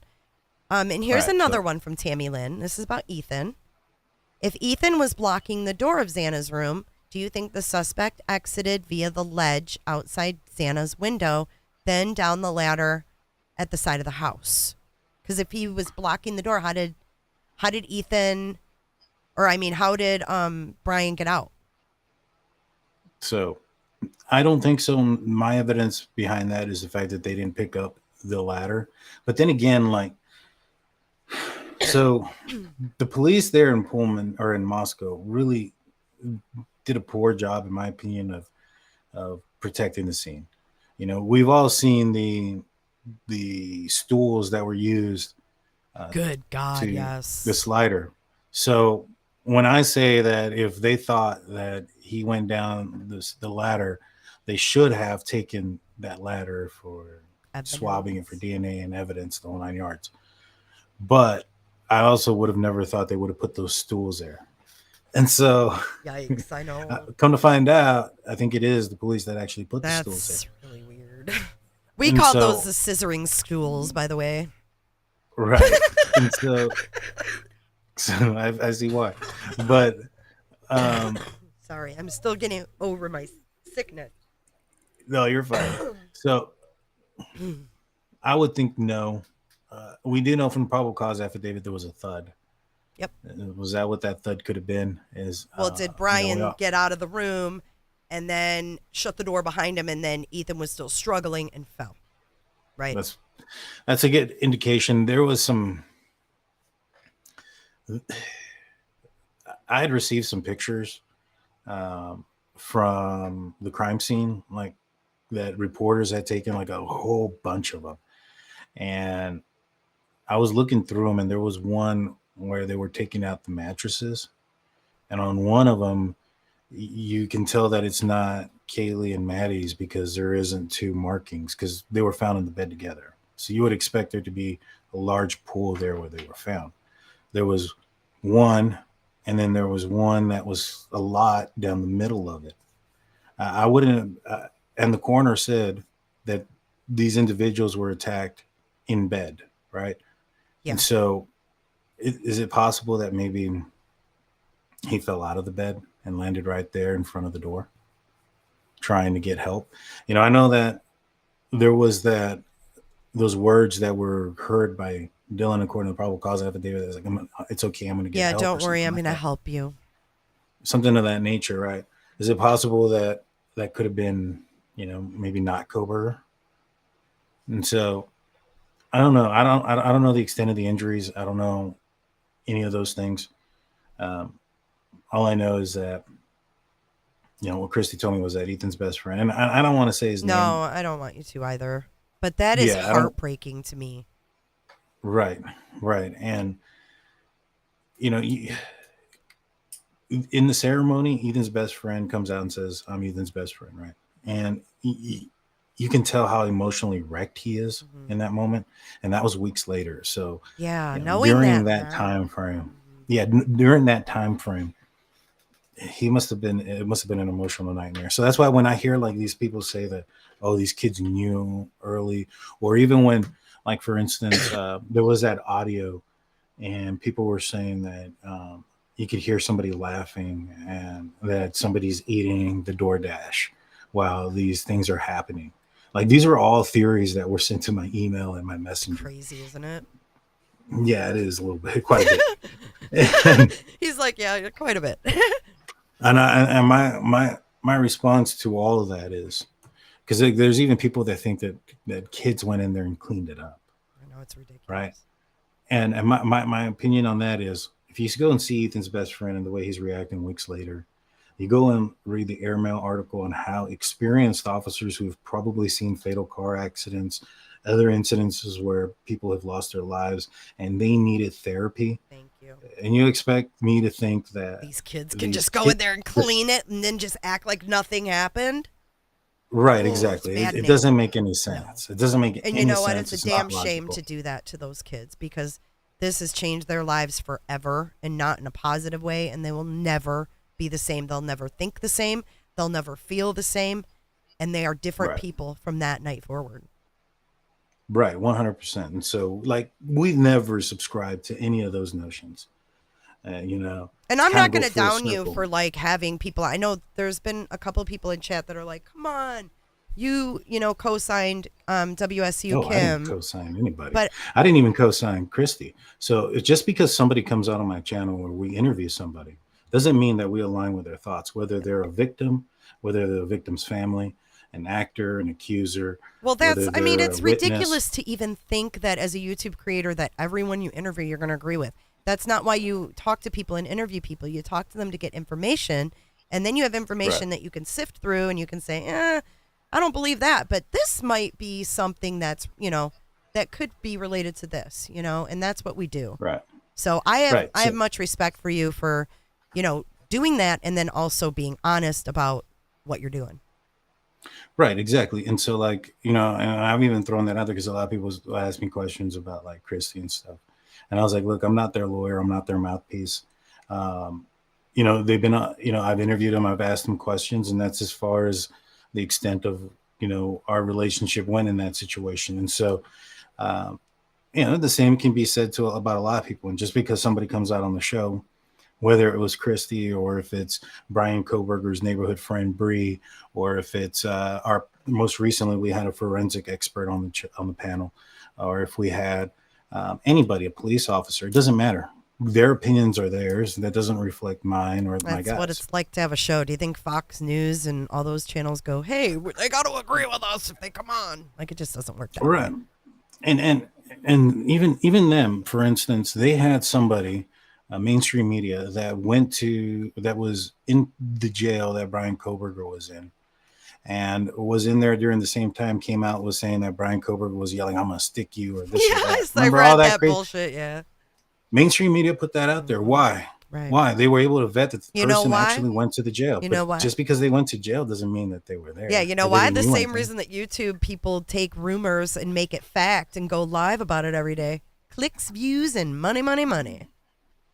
I mean, true. I'll say that that's probably true on the mainstream media aspect for that case too. But I don't think that they would be able to do so unless they had some sort of vetting. And the vetting that they had was that person was an inmate at that facility while Koberger was. Right, but that guy could tell you anything. Like, take a jail person with a grain of salt. So you read that article and you go, I don't believe the prisoner. I think he just wants a little bit of attention. I agree 100%. And so those things are going to happen from time to time. Yeah, we had that with Chris Watts, big time. Everyone who met him in prison has come out on YouTube. No shit. Sharing letters and talking jailhouse stories and, yeah, all kinds of stuff. Yeah, so for me, you got to take it with a grain of salt. Is there something that Kim would have known? Possibly. She's talked about those things. Everything else seemed to me to be rumors and rumors from the students that were there. Does that mean that it's all completely fictitious? Probably not. There's probably some truth there, but how much truth is it? I don't know. The same thing can be said with, like, we won't know. You know, with Dave. Yeah, with Dave, I give him a little bit more. Dave's not here, man. I'm just kidding. Right. With Dave, you know, because of the fact that he's a little bit closer to the situation. You know, he's a fraternity student at the University of Idaho, and his fraternity, from his bedroom, you can see the King Road residence. I have a picture of it from his bedroom window. Yikes. So, yeah, so it's one of those type of situations where he was that close. Now, even just because he lives in the area and just because he may have even known the victims at one point in his life, doesn't mean that he knows anything about this incident. Correct. and he'll be the first to say it. And one thing that I like about, or that I'm somewhat pleased with when it comes to Dave, and like opposed to with Kim, is that Dave didn't go everywhere. He has not gone on a million channels. I think he's only been on mine and Truth and Transparency.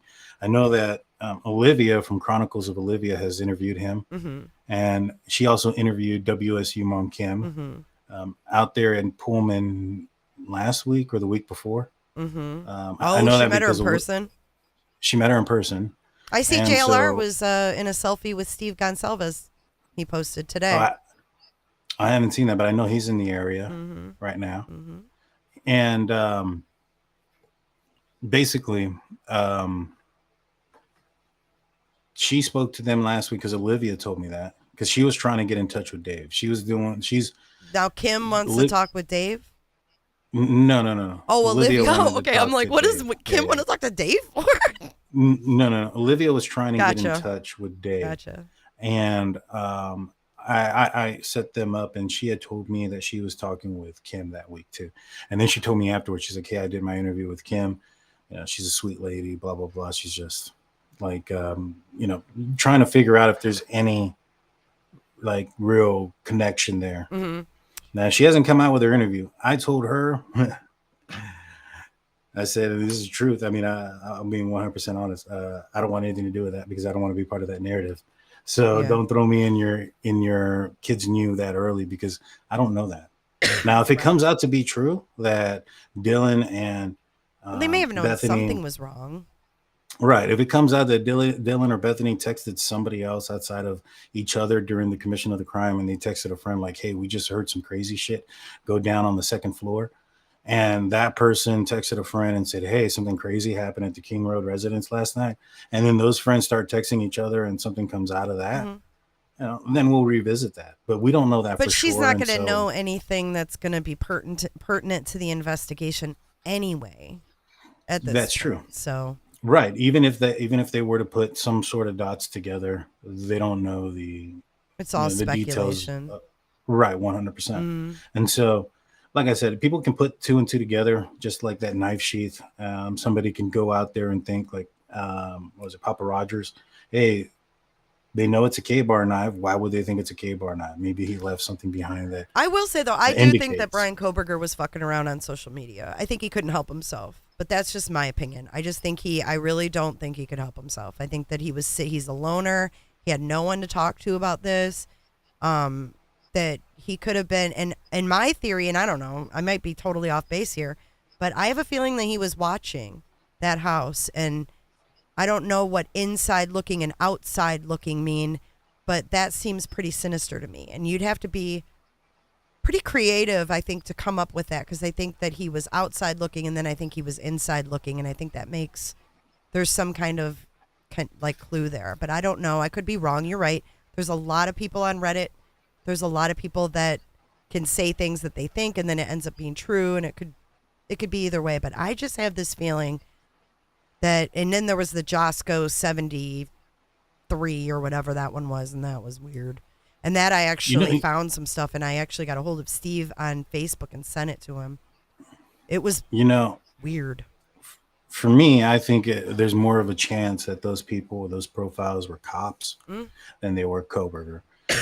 Putting out some information that's real to try to get this guy to get nervous. I thought that about Papa Rogers, that could have been Ellie putting some things out there. Maybe if they're watching, like, do you think that they do that? Like, they put things out on social media, like if they're watching someone to see if they make a move or if it spooks them or it makes them do something?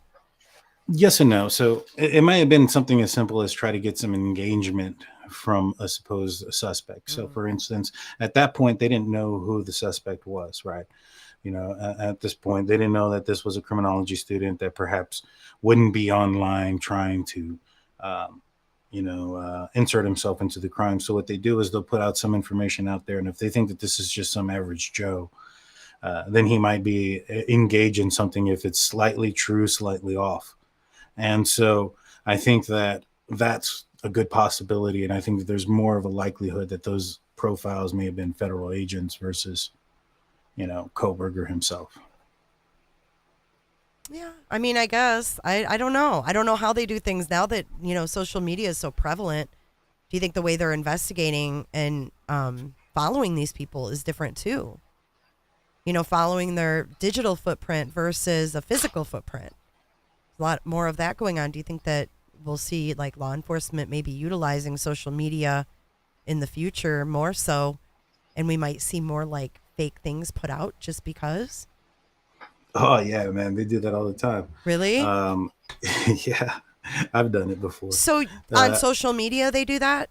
They can put something yeah, out and yeah. then There's a situation where this was a long time ago, long time ago. There was a situation where there was this guy that we were looking for that had a warrant, and so an officer awesome. created a fake Facebook account with a an attractive woman and sent him a message and asked to meet him at the mall. He And put we it, he met him. bought it, hook, line, Yeah. and sinker. Oh yeah, they're not the most smartest Yeah. folks sometimes Yeah. that you're trying to Wow. attach. But do you So think that that was happening that was happening over a years decade ago? So ago. now Yeah. it's So probably even more now, prevalent, right? yeah, one hundred Because if percent. you, I know we talked briefly about the Carly Russell case, and it was really weird because the day before she was in Harpersville, Alabama, and the Harpersville Police Department put out this really long post when she went missing the next day, and they were like, she was here in town on business, and we had this great interaction with her, and I was just like, why are they putting that out there? It was really an odd post, and then the next day they were like, we just want to clarify she was not in the police department. It's like, what? It just made everybody more confused about her being missing than anything. So I was like, maybe they put that out there because something, I don't know. It's hard to tell, and I think we're going to have a lot more speculation and theories going on, with because we don't know what's part of an investigation and what's not. Right, right. Yeah, like right now, a lot of folks are looking at all these documents that have just been dropped and trying to figure out what it could mean. I wouldn't take I wouldn't take all the motions that are coming out right now as gold, because right now this is that game of chess that the prosecution and the defense are going to be playing with motions, and so We just kind of gotta like let I that said, play, like dance around that. 100%. And so once all this stuff gets out of the way, because the defense is going to put out motions out there and they're going to throw things out there to create doubt. The prosecution is going to throw things back out there to, with words like 5.3 octillion people, right? So all these things, there's more people than there are in the earth. Mm-hmm.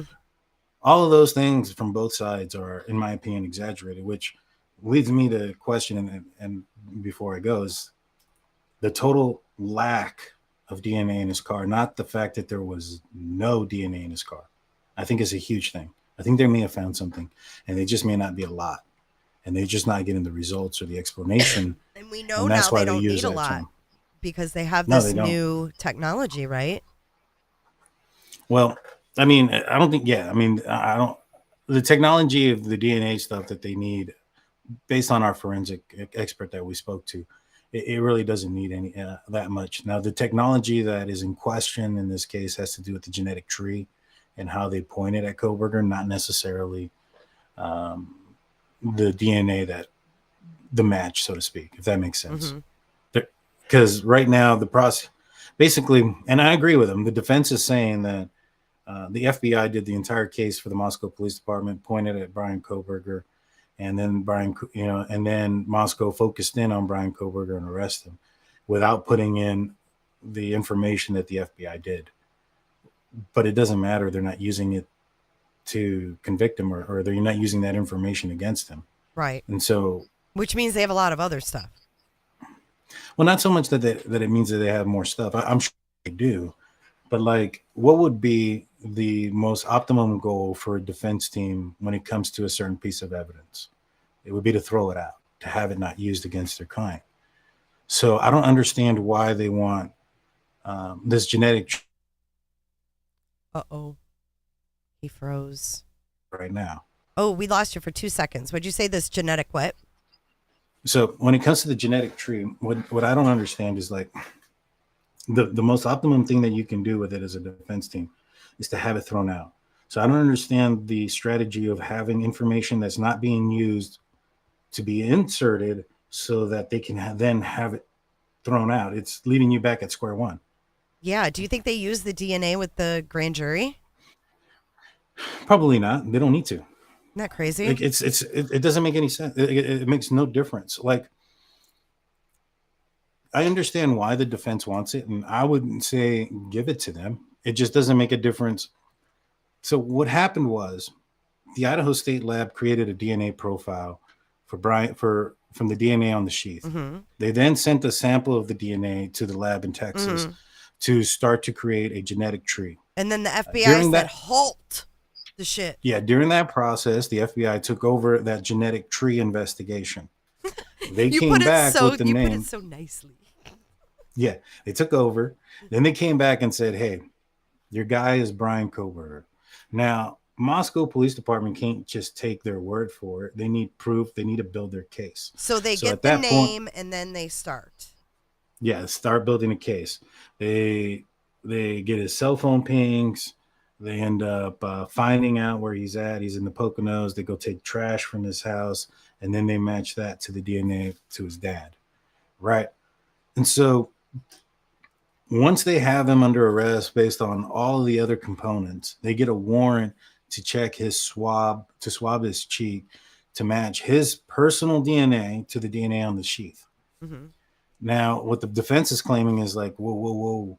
We don't know all the information that you got in the beginning.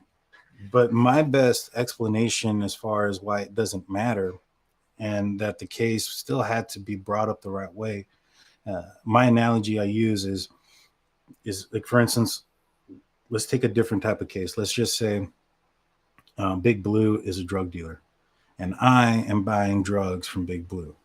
One day, Big Blue shortchanges me, right? He only gives me half of the product. Mm-hmm. I get mad. I go to you, my buddy. I'm a CI apparently, and say, hey, Detective J, Big Blue is selling drugs out of his house. Now, I'm not going to give you evidence that he's selling drugs. Right. That's I have this intel, right? Right. It's just intel. I'm telling you, I'm not going to testify against him. I'm not helping you. I'm not doing that. Mm-hmm. Yeah. And, you tell me, well, how do you expect me to do it? And I would tell you, well, be a detective. Figure it out. Right. Mm-hmm. Figure it out. So what would you do? You'd go over there. You'd start watching Big Blue's house. You start seeing cars pulling up at all hours of the night, right? Leaving short period of time. So then what do? You knock down one or two of those vehicles, search those vehicles, you find drugs, you get those people to dime out Big Blue, right? Poor Blue. So you have all this evidence against Big Blue. So what do? You go get a warrant to go search his house. You go and you search his house and you find he's cooked. You find all the baggies, right? You set all separated. And then you get him for, possession with the intent to distribute because of all this information. Now, would it be fair for his lawyer to come out and say, hey, we got word that Daniel tipped you off and you didn't tell us that in any of your work?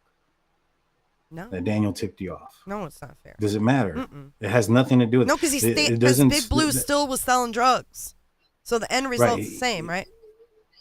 Well, it doesn't matter because the probable cause isn't what I said. The probable cause is the cars going at all hours of the night, the vehicles that were stopped with the drugs in them, those people narking out Big Blue, and then the warrant to go into his house. So you've got other things to build off of that initial intel. Yeah, right. You have a huge case that was built up against him, and that's what they did here. They took the name Brian Kohberger, and they still needed to build their case. They couldn't just arrest him. They had his name December 19th. Now, they didn't know it was him, and the biggest piece of evidence that they didn't know, they weren't on to Brian Kohberger at that point, is because December 19th, that white Elantra in Eugene, Oregon crashed, or that was when it was found. And these guys thought it was Brian's car. So if they had been watching him, they would have known he was in the Pocono Mountains, not the car crashed in Eugene, Oregon. True. And that's in the Airmail article. But maybe they did know, and I guess you're right. They didn't know. The New York Times article said December 19th. You're right. The Airmail article says December 19th is when they've had the vehicle in Eugene, Oregon, and that they described Chief Fry with a pregnant smile and all this other jazz. And then they decided to hold off. Do you think that Brent Kopaka has anything to do with this, or do you think that's a total Ooh, what was that? Someone didn't. That was my pen. Oh, Brent Kopaka? Do you think he had anything to do with this? So. Do you think Bryan Kohberger knew Brent, or do you think it's just a coincidence? I don't think he had anything to do with it. I don't know if he knew him or not. I don't see any evidence of it, but I understand why people, question it, because of the way he passed. But, there hasn't been any connection from Brent Kopacka to these, the victims or Kohberger that I have seen. So until I see something there, I don't think so. Yeah, I think it's a coincidence as well. But D. Small says, but who gave him his name? The FBI did. Yeah, the FBI came back with the genetic family tree, and they came out with Bryan Kohberger's name. Bryan Kohberger. Well, Daniel, I want to thank you. You went over longer than you planned on, so I want to thank you for that, and thank you for coming on today. Maybe we can do this again. Maybe we can do this over on the Drunk Turkey territory. Yes, ma'am. I love it. Let's put it together. We'll do that. Yeah, lots of love from you in the chat room. And tonight, 7:35. Don't forget that 5. Don't show up at 7:30, man, because that shit don't start till 7:35. True story. True story. Yeah, so I'm looking forward to your guys' thoughts on that podcast, and we'll be watching that tonight. Sounds good. Well, thanks you, again. And I appreciate you having me on. Yeah, and much love to your family there. Steelers fan. Thank you. I appreciate it. And baby. All right, take care. Take care. Bye. All right, bye, Drunk Turkey. Well, that was awesome. Awesome discussion. I didn't want it to stop either, Potato. That was great. We're going to have to do it again. Maybe I'll be on the Drunk Turkey territory. But I don't want to ignore, we have a super chat from Robin. Thank you so much, Robin. She says, is that a joint or is that a cigar? It's a blunt. She's super chat and she said, what do we think Bryan's alibi will be? You know what I think it's going to be? This is what I think Bryan Kohberger's alibi is going to be. You ready?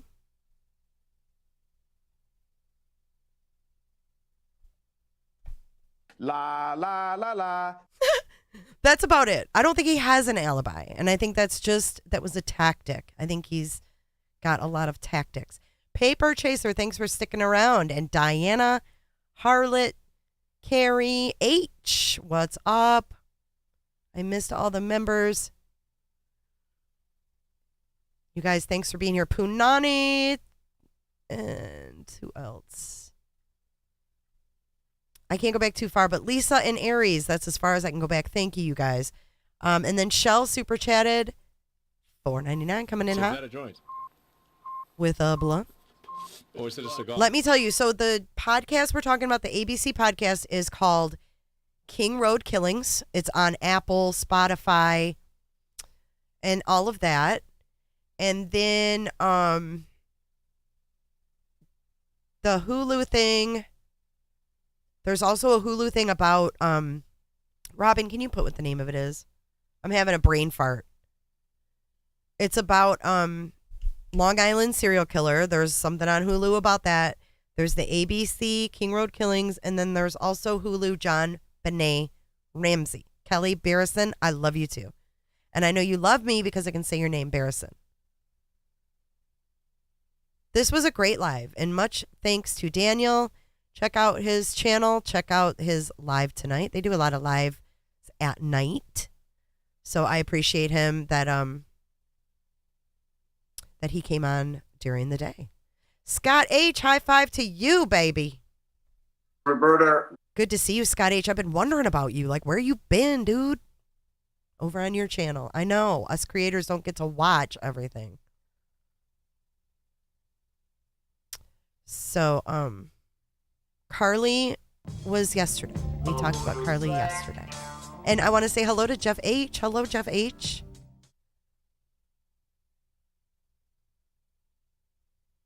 Harlot Oscara, what do you think about the Carrie Russell deal?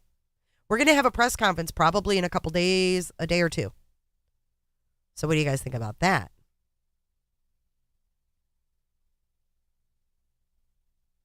JB, it's we have to stand down. Hey, Mark Willis. Hey, if I've got some men in here, don't forget to subscribe because we are cool over here too. But we do like to talk this conspiracy stuff, so I love that. This was a great live today, and I want to thank you guys. I think I have one thing to show you guys. No, I don't. Take off your tinfoil hats. We are done for the day. I'll see you guys. Oh, I know what it is. I have a big announcement. Shit. Don't go nowhere. Tomorrow, I'm going to be having a real life lawyer on. So bring your questions. We're going to be doing that tomorrow. We're going to be going through Rex Heuermann's documents. I get to read them to you. Megan, our moderator, said that she got through it and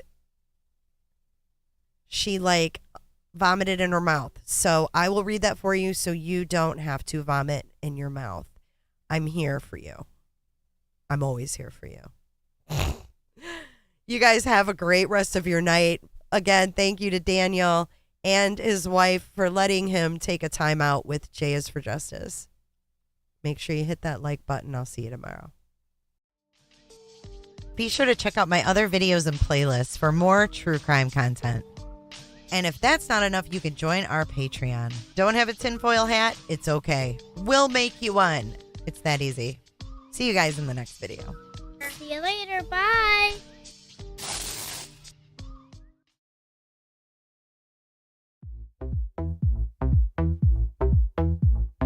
I don't give a damn.